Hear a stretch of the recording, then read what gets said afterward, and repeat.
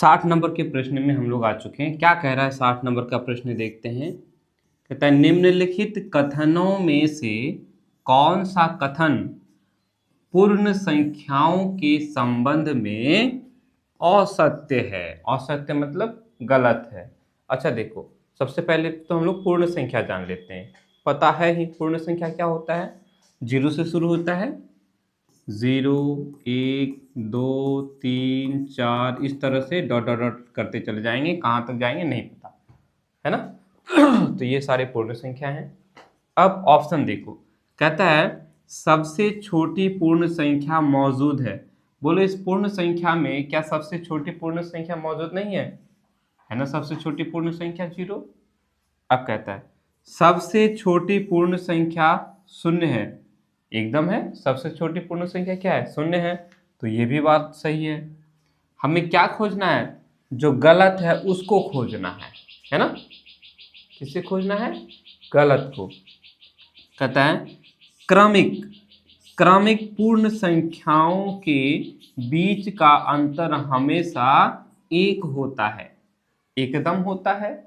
क्रमिक क्रमिक पूर्ण संख्या बोले तो 0 के बाद 1, 1 के बाद 2, 2 के बाद 3, 5 के बाद क्या आएगा, 6 आएगा, 10 के बाद क्या आएगा बोलो, 11 आएगा। तो ये हो गया क्रमिक। तो क्रमिक संख्याओं के बीच का अंतर कितना होता है, 1 का ही तो अंतर होता है।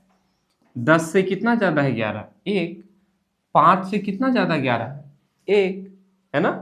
तो अंतर 1 ही ना हुआ। वैसे हम लोगों ने सीखा है अंतर मतलब घटा। तो अब घटा दो, 6 में से 5 को घटाओगे कितना मिलेगा, 1 ही तो मिलेगा। आप 11 में से 10 को घटा दोगे क्या मिलेगा, 1 ही मिलेगा ना। 2 में से 1 को घटा दोगे 1 ही तो मिलेगा। 4 में से 1 को घटाओगे 1 ही तो मिलेगा। 3 में से आप 2 को घटाओगे तो क्या मिलेगा, 1 ही ना मिलेगा। मतलब ये भी बात सही है। तो गलत कौन सा होगा, 3 तो बात सही मिल गया, तो गलत होगा डी नंबर ही। अब पढ़ के समझ लेते हैं। कहते हैं 2 पूर्ण संख्याओं के बीच हमेशा एक प्राकृत संख्या होती है। क्या ये गलत बात नहीं है।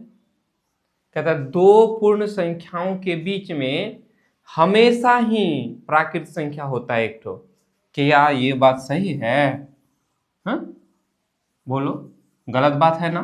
2 ठो पूर्ण संख्या के बीच में, 1 और 2 के बीच में क्या प्राकृत संख्या नजर आता है, कोई संख्या नजर आ रहा है अभी नहीं ना।